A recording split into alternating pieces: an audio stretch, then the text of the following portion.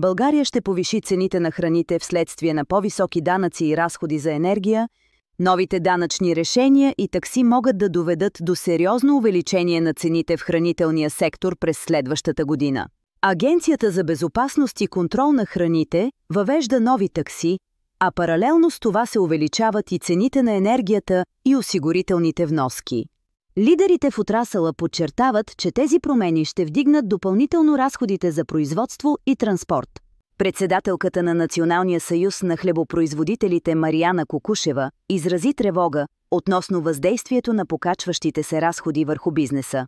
Кукушева обяснява, че увеличението на производствените разходи ще се отрази директно върху цената на хляба и може да принуди малки производители да затворят. Очаква се новите финансови тежести, които ще действат през 2026 година, значително да покачат цените на основните храни в цяла България.